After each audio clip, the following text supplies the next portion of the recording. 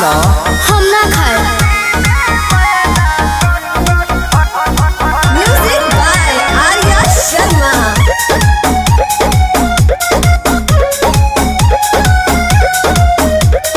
Doctor से हमरा तो माना बा, बिछुआ तो खाए के खाना बा। अरे इहो बिछुए ह, खा जा।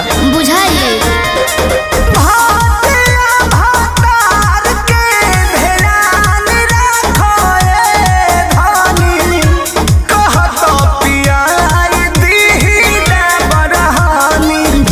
से हमरा तो माना बा, बिछुआ तो खाए के खाना बा।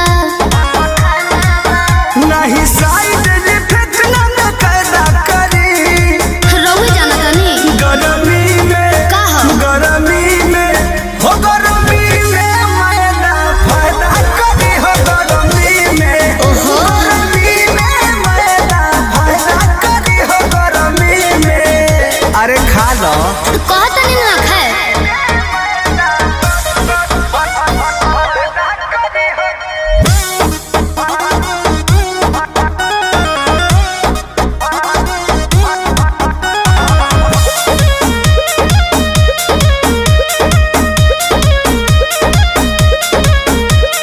कृष्णा